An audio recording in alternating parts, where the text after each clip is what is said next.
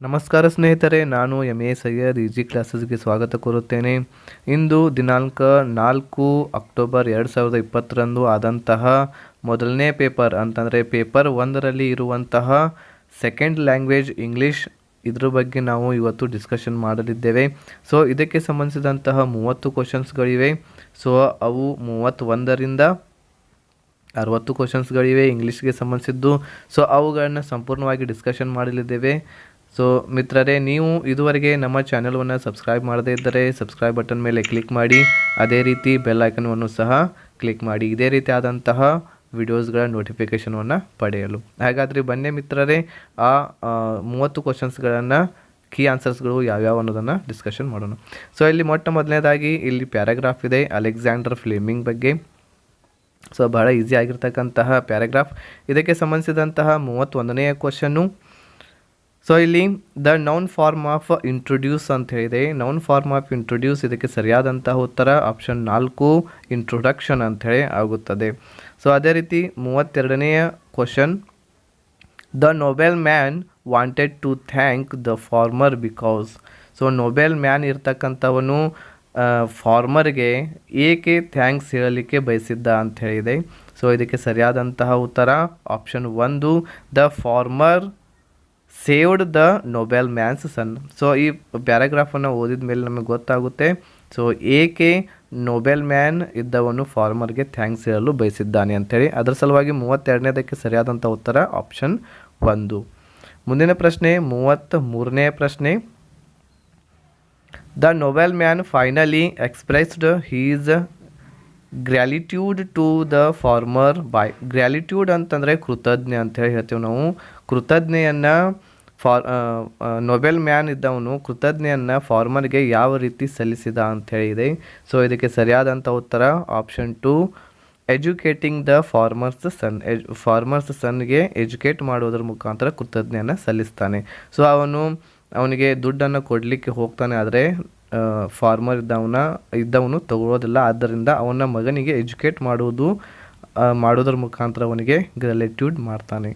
ಮುಂದಿನ ಪ್ರಶ್ನೆ 34ನೇ ಪ್ರಶ್ನೆ, the phrase eke out a living can be synonymous with. So ಇಲ್ಲಿ ಒಂದು ಫ್ರೇಸ್ ಇದೆ ಏಕ್ ಔಟ್ ಎ ಲಿವಿಂಗ್ ಅಂಥೇಳಿ. ಸೊ ಇದರ ಒಂದು ಸಿನಾನಿಮ್ ಅಂತಂದರೆ ಇದಕ್ಕೆ ಸಮಾನಾರ್ಥಕವಾಗಿರ್ತಕ್ಕಂತಹ ಅರ್ಥ ಯಾವುದು ಅಂತ ಕೇಳಿದ್ದಾರೆ. 34ನೇದಕ್ಕೆ ಸರಿಯಾದಂಥ ಉತ್ತರ ಆಪ್ಷನ್ 4 ಮೇಕ್ ಎಂಡ್ಸ್ ಮೀಟ್ ಅಂಥೇಳಿ ಆಗ್ತದೆ. Make ends meet. ಮುಂದಿನ ಪ್ರಶ್ನೆ 35ನೇ ಪ್ರಶ್ನೆ, is that your son. So ಇಲ್ಲಿ ಒಂದು ಕ್ವಶನ್ ಇದೆ. ಸೊ ಇಲ್ಲಿ ಏನು ಕೇಳಿದರೆ ಪ್ರಶ್ನೆ, language function used in the above sentence is. So ಇಲ್ಲಿ ಲ್ಯಾಂಗ್ವೇಜ್ ಫಂಕ್ಷನ್ ಯಾವುದು ಈ ಪ್ರಶ್ನೆಯಲ್ಲಿ ಅಂತ ಕೇಳಿದ್ದಾರೆ. ಸೊ ಇದಕ್ಕೆ ಸರಿಯಾದಂಥ ಉತ್ತರ ಆಪ್ಷನ್ 2 ಎನ್ಕ್ವೈರಿಂಗ್. ಸೊ ಎನ್ಕ್ವೈರಿಂಗ್ ಆಗುತ್ತದೆ.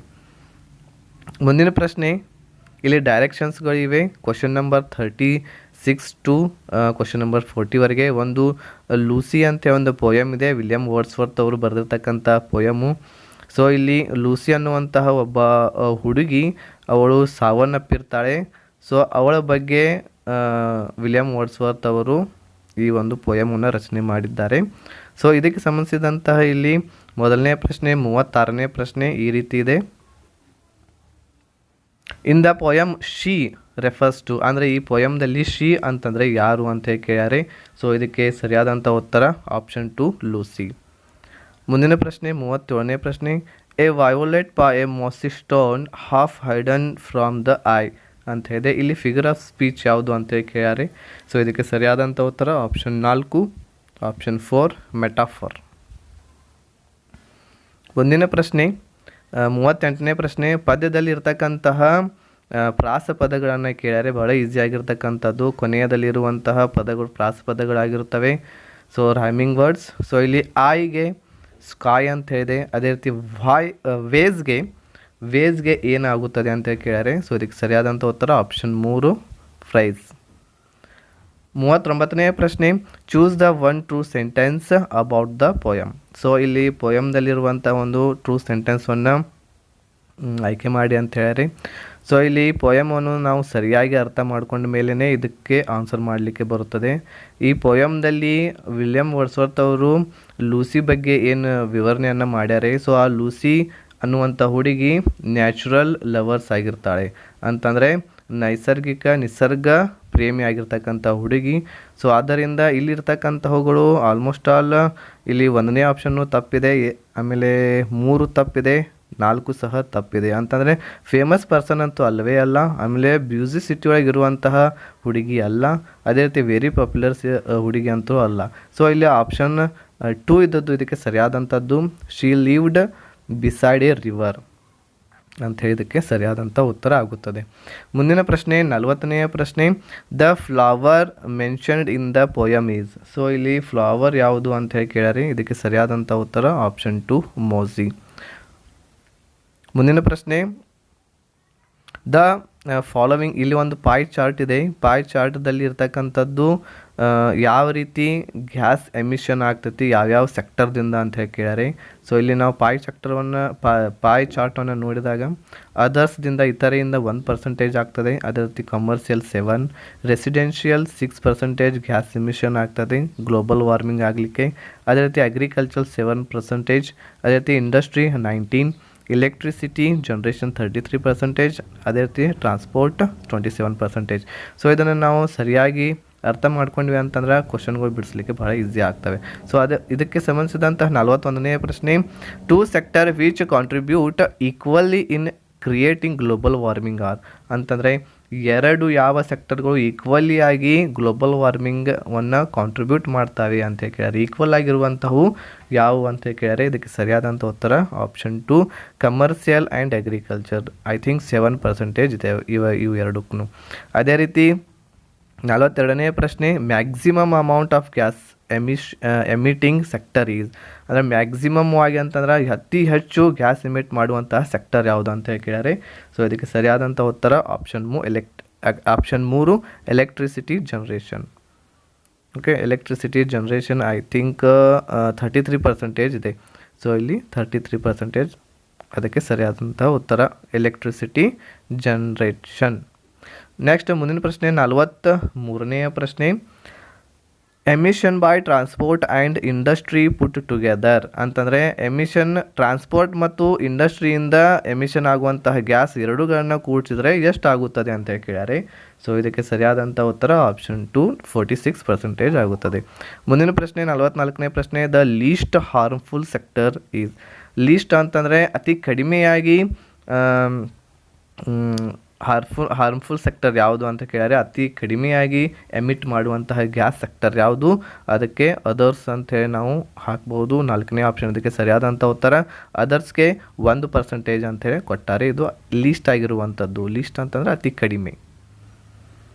ಮುಂದಿನ ಪ್ರಶ್ನೆ 45ನೇ ಪ್ರಶ್ನೆ, ಸೊ ಈ ರೀತಿ ಆಗಿರ್ತಕ್ಕಂತಹ ಚಿಹ್ನೆ ಹೊಂದಿರುವಂತಹ ಸೆಕ್ಟರ್ ಯಾವುದು ಅಂತ ಹೇಳಿದರೆ ರೀಪ್ರೆಸೆಂಟ್ ಮಾಡ್ತಿದೆ ಅಂಥೇಳಿ. ಸೊ ಇದಕ್ಕೆ ಸರಿಯಾದಂಥ ಉತ್ತರ ಆಪ್ಷನ್ 4 ಇಂಡಸ್ಟ್ರಿ. ಅದೇ ರೀತಿ 46ಗೆ an example for descriptive type of question is. Descriptive type ಕ್ವಶನ್ಗಳಿಗೆ ಎಕ್ಸಾಂಪಲ್ ಯಾವುದು ಅಂತ ಹೇಳಿ ಕೇಳ್ಯಾರೆ. ಸೊ ಇದಕ್ಕೆ ಸರಿಯಾದಂಥ ಉತ್ತರ ಎಸ್ಸೆ ಟೈಪ್. ಮುಂದಿನ ಪ್ರಶ್ನೆ 47ನೇ ಪ್ರಶ್ನೆ, the primary aim of teaching learning English is to develop ಅಂತ ಹೇಳಿ ಕೇಳ್ಯಾರೆ. ಸೊ ಪ್ರಾಥಮಿಕ ಗುರಿ ಏನಾಗಿದೆ ಇಂಗ್ಲೀಷನ್ನು ಕಲಿಸೋದರಲ್ಲಿ ಮತ್ತು ಕಲಿಯೋದರಲ್ಲಿ ಅಂತ ಕೇಳ್ಯಾರೆ. ಇದಕ್ಕೆ ಸರಿಯಾದಂಥ ಉತ್ತರ ಆಪ್ಷನ್ 4 ಕಮ್ಯುನಿಕೇಟಿವ್ ಸ್ಕಿಲ್ವನ್ನು ಬಳಸೋದು ಪ್ರಾಥಮಿಕ ಏಮ್ ಆಗಿದೆ. ಮುಂದಿನ ಪ್ರಶ್ನೆ 48ನೇ ಪ್ರಶ್ನೆ, learners need to brainstorm ideas, organize them, draft, edit and revise their work. This is a process of ಅಂತ ಕೇಳ್ಯಾರೆ. ಸೊ ಇದಕ್ಕೆ ಸರಿಯಾದಂಥ ಉತ್ತರ ಆಪ್ಷನ್ 4 ರೀಡಿಂಗ್. ಮುಂದಿನ ಪ್ರಶ್ನೆ 49ನೇ ಪ್ರಶ್ನೆ, holistic evaluation of the learner is done by. So ಇದಕ್ಕೆ ಸರಿಯಾದಂಥ ಉತ್ತರ option 1 continuous and comprehensive evaluation, CCE ಅಂತೇಳಿ ಹೇಳ್ತೀವಿ ನಾವು. ಮುಂದಿನ ಪ್ರಶ್ನೆ 50ನೇ ಪ್ರಶ್ನೆ, an example for extensive reading. Extensive ರೀಡಿಂಗ್ಗೆ ಎಕ್ಸಾಂಪಲ್ ಅಂತೇಳಿ ಕೇಳ್ಯಾರೆ. ಇದಕ್ಕೆ ಸರಿಯಾದಂಥ ಉತ್ತರ ಆಪ್ಷನ್ 4 ರೀಡಿಂಗ್ ನೋವೆಲ್ಸ್. ಮುಂದಿನ ಪ್ರಶ್ನೆ 51ನೇ ಪ್ರಶ್ನೆ, teacher tells students a story and then ask comprehending questions such an activity usually helps. So ಈ ರೀತಿ ಟೀಚರ್ಗಳು ಸ್ಟೂಡೆಂಟ್ಗೆ ಸ್ಟೋರಿಯನ್ನು ಹೇಳೋದು ಮತ್ತು ಅದಕ್ಕೆ ಸಂಬಂಧಿಸಿದಂತಹ ಪ್ರಶ್ನೆಗಳನ್ನು ಕೇಳೋದು ಇದು ಯೂಶ್ವಲಿ ಯಾವ ರೀತಿ ಹೆಲ್ಪ್ ಆಗುತ್ತದೆ ಅಂಥೇಳಿ ಲರ್ನರ್ಸ್ಗಳಿಗೆ ಕೇಳ್ಯಾರೆ. ಸೊ ಇದಕ್ಕೆ ಸರಿಯಾದಂಥ ಉತ್ತರ ಆಪ್ಷನ್ 4 ಕೈನಾಸ್ಥೆಟಿಕ್ ಲರ್ನರ್ಸ್ ಅಂಥೇಳಿ ಆಗ್ತೈತಿ. ಕೈನಾಸ್ಥೆಟಿಕ್ ಲರ್ನರ್ಸ್. 52ನೇ ಪ್ರಶ್ನೆ, ದ ಟ್ರೈಸೆಲಾಬಿಕ್ ವರ್ಡ್ ಈಸ್. ಟ್ರೈಸೆಲಾಬಿಕ್ ಅಂತಂದರೆ ಮೂರು ವೊವೆಲ್ ಇರುವಂತಹ ಶಬ್ದ ಯಾವುದು ಅಂತ ಕೇಳ್ಯಾರೆ. ಸೊ ಮಿತ್ರರೇ, ಇಲ್ಲಿ ನಾವು ಕ್ಯಾಂಡಿಡೇಟ್ ಅಂತ ಹೇಳಿದೆ. ಕ್ಯಾಂಡಿಡೇಟ್ದಲ್ಲಿ ಇಲ್ಲಿ ಎಷ್ಟು ವೊವೆಲ್ಸ್ಗಳು ಬರ್ತವೆ, ಎಷ್ಟು ಸಿಲ್ಯಾಬಿಕ್ ಬರ್ತವೆ ಅಂತಂದರೆ ಇಲ್ಲಿ 4 ಸಿಲ್ಯಾಬಿಕ್ ಬರ್ತವೆ, ಇದು ಅಲ್ಲ. ಅದೇ ರೀತಿ ಅಪ್ಲಿಕೇಶನ್ದಲ್ಲಿಯೂ ಸಹ 4 ಸಿಲ್ಯಾಬಿಕ್ ಬರ್ತವೆ, ಇದು ಸಹ ಅಲ್ಲ. ಆಮೇಲೆ ಕಾಂಟೆಂಪ್ಟ್ ಇದರಲ್ಲಿಯೂ ಸಹ 2 ಸಿಲ್ಯಾಬಿಕ್ ಬರ್ತವೆ, CO ಆಮೇಲೆ E1 2 ಸಿಲ್ಯಾಬಿಕ್ ಬರ್ತವೆ. ಆದರೆ ಮ್ಯಾರೇಜ್ದಲ್ಲಿ MA ಅನ್ನುವಂಥ 1 ಸಿಲ್ಯಾಬಿಕ್ಕು, ಆಮೇಲೆ IA ಅನ್ನುವಂತಹ 1 ಸಿಲ್ಯಾಬಿಕ್ಕು, ಆಮೇಲೆ ಲಾಸ್ಟಿಗಿರುವಂಥ E1 ಸಿಲ್ಯಾಬಿಕ್ಕು. ಸೊ 3 ಸಿಲ್ಯಾಬಿಕ್ ಇರುವಂತಹ ವರ್ಡ್ ಮ್ಯಾರೇಜ್. ಸೊ ಸರಿಯಾದಂಥ ಉತ್ತರ ಅದಕ್ಕೆ ಆಪ್ಷನ್ 3. 53ನೇ ಪ್ರಶ್ನೆ, one of the following aid is considered as A visual aid. Visual ಅಂತಂತಂದರೆ ನೋಡುವುದು. ಇದಕ್ಕೆ ಸರಿಯಾದಂಥ ಉತ್ತರ ಆಪ್ಷನ್ 1 ಪಿಕ್ಚರ್ಸ್. 54ನೇ ಪ್ರಶ್ನೆ, we use will to express. ವಿಲ್ವನ್ನು ನಾವು ಏನನ್ನು ಎಕ್ಸ್ಪ್ರೆಸ್ ಮಾಡಲಿಕ್ಕೆ ಯೂಸ್ ಮಾಡ್ತೀವಿ ಅಂತ ಕೇಳೋದಕ್ಕೆ ಸರಿಯಾದಂಥ ಉತ್ತರ option 2 decisions about the future. ಫ್ಯೂಚರ್ದಲ್ಲಿ ಆಗುವಂಥ ಡಿಸಿಷನ್ಸ್ಗಳನ್ನು ನಾವು ಹೇಳಲಿಕ್ಕೆ ವಿಲ್ವನ್ನು ಯೂಸ್ ಮಾಡ್ತೇವೆ ಇಂಗ್ಲೀಷ್ ಗ್ರಾಮರ್ದಲ್ಲಿ. 55ನೇ ಪ್ರಶ್ನೆ, by giving practice to a child in speaking at a natural speed the teacher is focusing on developing. ಅಂತಂದರೆ ನಾವು ಒಂದು ವಿದ್ಯಾರ್ಥಿಯಲ್ಲಿ ಮಗುವಿನಲ್ಲಿ ಸ್ಪೀಕಿಂಗನ್ನು ಸ್ಪೀಡಾಗಿ ನ್ಯಾಚುರಲ್ ಆಗಿ ನಾವು ಅವನಲ್ಲಿ ಡೆವಲಪ್ ಮಾಡಬೇಕಂತಂದರೆ ನಾವು ಯಾವುದರ ಮೇಲೆ, ಟೀಚರ್ಸ್ಗಳು ಯಾವುದರ ಮೇಲೆ ಫೋಕಸ್ ಮಾಡಬೇಕು ಅಂತ ಕೇಳ್ಯಾರೆ. 55ನೇ ಪ್ರಶ್ನೆ. ಸೊ ಇದಕ್ಕೆ ಸರಿಯಾದಂಥ ಉತ್ತರ ಆಪ್ಷನ್ 3 ಫ್ಲೂಯೆನ್ಸಿ. 56ನೇ ಪ್ರಶ್ನೆ ಬಹಳ ಈಸಿ ಇರುವಂತಹ ಪ್ರಶ್ನೆ. ಮಂಡೇ 7 ಜೂನ್ ಅಂತ ಕೊಟ್ಟಾರೆ.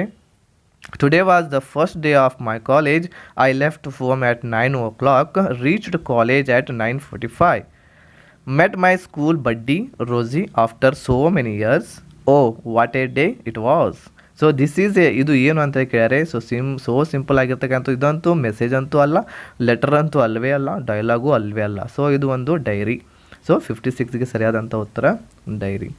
57ನೇ ಪ್ರಶ್ನೆ, teacher says I bought a pen. Student replace I and pen. I ಮತ್ತು ಪೆನ್ ಇರುವಂತಹ 2 ವರ್ಡ್ಸ್ಗಳನ್ನು ಚೇಂಜ್ ಮಾಡಿ ಒಂದು ಸೆಂಟೆನ್ಸನ್ನು ಫ್ರೇಮ್ ಮಾಡಿ ಅಂತೇಳಿ ಟೀಚರ್ ಅವರು ವಿದ್ಯಾರ್ಥಿಗಳಿಗೆ ಹೇಳ್ತಾರೆ. ಸೊ ಇದು ಯಾವ ಡ್ರಿಲ್ ಅಂತೇಳಿ ಕೇಳ್ಯಾರೆ.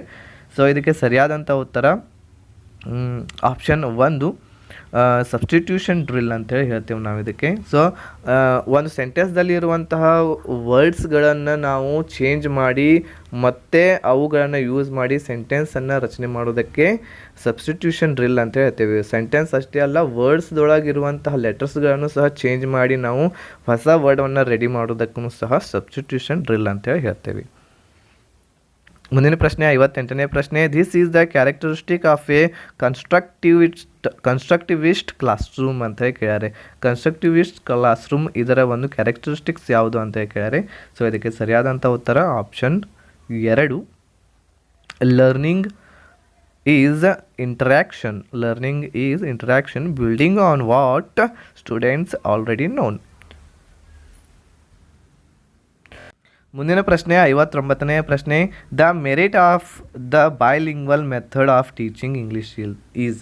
ಅಂತಂದ್ರೆ ಬೈಲಿಂಗ್ವಲ್ ಮೆಥಡ್ದಲ್ಲಿ ಇಂಗ್ಲೀಷನ್ನು ಟೀಚ್ ಮಾಡೋದರಿಂದ ಏನು ಲಾಭ ಇದೆ ಅಂತ ಕೇಳ್ಯಾರೆ. ಸೊ ಇದಕ್ಕೆ ಸರಿಯಾದಂಥ ಉತ್ತರ option 1 it saves a lot of time for pattern practice in English by quickly learning concept through the mother tongue. Okay, next last question is 60th question. 60ನೇ question, daily we listen to advertisement. ನಾವು daily ಏನು ಮಾಡ್ತೀವಿ, ಅಡ್ವರ್ಟೈಸ್ಮೆಂಟನ್ನು listen ಮಾಡ್ತೇವೆ. This is an example for. ಇದು ಯಾವುದಕ್ಕೆ example ಆಗಿದೆ ಅಂತ ಕೇಳಿದರೆ. ಸೊ ಇದಕ್ಕೆ ಸರಿಯಾದಂಥ ಉತ್ತರ option 2 listening for information. So ಮಿತ್ರರೇ, ಇಲ್ಲಿವರೆಗೆ ನಾವು ಕರ್ನಾಟಕ TET 2020ರಲ್ಲಿ ಆಗಿರ್ತಕ್ಕಂತಹ ಪೇಪರ್ 1ರ ಸೆಕೆಂಡ್ ಲ್ಯಾಂಗ್ವೇಜ್ ಇಂಗ್ಲೀಷ್ದ 30 ಕ್ವಶನ್ಗಳನ್ನ ಡಿಸ್ಕಷನ್ ಮಾಡೀವಿ. ಸೊ ಇದೇ ರೀತಿ ಆದಂಥ ಕ್ವಶನ್ಸ್ಗಳು ನಮ್ಮ ಯೂಟ್ಯೂಬ್ ಚಾನಲ್ದಲ್ಲಿ ನಿಮಗೆ ಲಭ್ಯವಾಗ್ತವೆ. ಸೊ ನೀವು ಇದುವರೆಗೆ ನಮ್ಮ ಚಾನಲನ್ನು ಸಬ್ಸ್ಕ್ರೈಬ್ ಮಾಡದೇ ಇದ್ದರೆ ಸಬ್ಸ್ಕ್ರೈಬ್ ಬಟನ್ ಮೇಲೆ ಕ್ಲಿಕ್ ಮಾಡಿ, ಅದರ ಜೊತೆಗೆ ಬೆಲ್ ಐಕಾನನ್ನು ಸಹ ಕ್ಲಿಕ್ ಮಾಡಿ ಇದೇ ರೀತಿ ಆದಂತಹ ನೋಟಿಫಿಕೇಷನನ್ನು ಪಡೆಯಲು. ಹಾಗೂ ಈ ಒಂದು ಮೆಸೇಜ್ ನಿಮಗೆ ಇಷ್ಟವಾಗಿತ್ತಂತಂದರೆ ನಮ್ಮ ವಿಡಿಯೋವನ್ನು ಲೈಕ್ ಕೂಡ ಮಾಡಿ. ಧನ್ಯವಾದಗಳು.